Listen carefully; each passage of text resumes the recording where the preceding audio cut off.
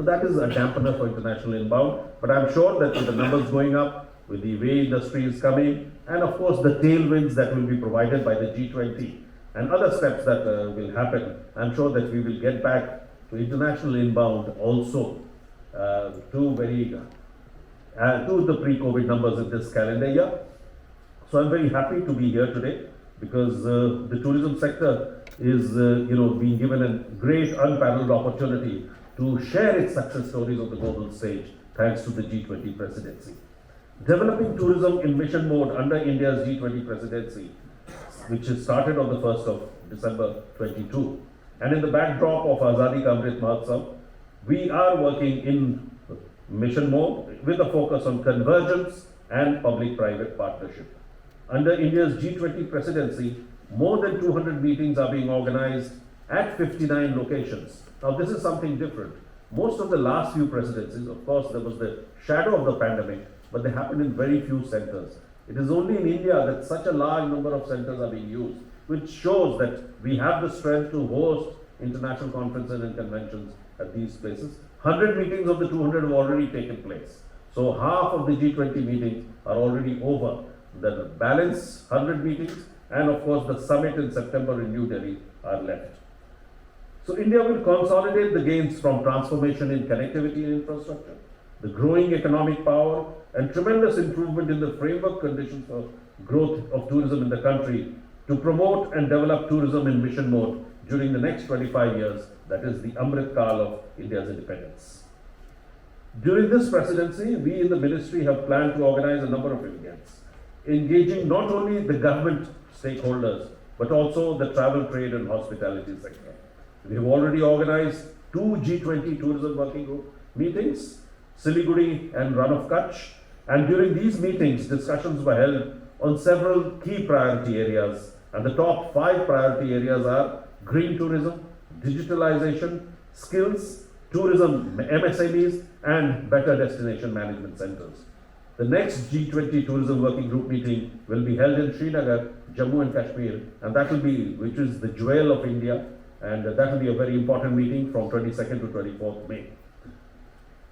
After that, we are hopeful that the G20 Tourism Ministers Conference, which will be held in Goa in June, will focus on sustainable tourism to support environment, create opportunities for local businesses.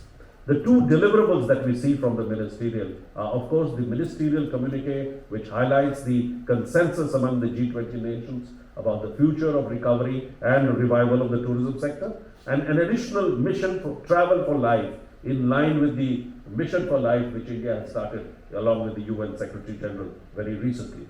So we plan to promote green tourism, open up 50 new tourism destinations, and soon launch a publicity campaign in overseas markets during our presidency.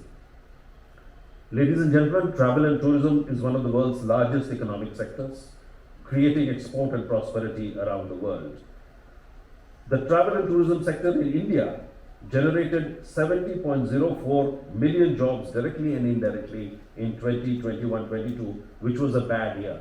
So hopefully in the future the numbers will go up. Within the Asia Pacific region, India is one of the countries which has shown the fastest rebound. As per the WTTC report, travel and tourism GDP is set to grow globally at an average of 5.8% annually between 2022 and 2032, outpacing the growth of the overall economy, while 2.7%. So the global economy will grow at almost half the rate of the travel and tourism in the next 10 years.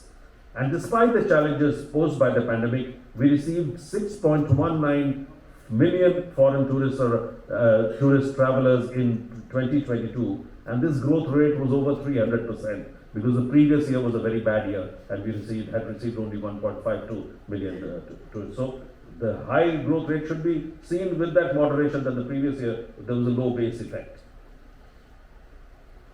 So we are aware that in the last few years, tourism development has been helped by the government's incessant focus on enhancing rail, road and air connectivity to ensure that accessibility to tourist destinations is easy from all corners of the country.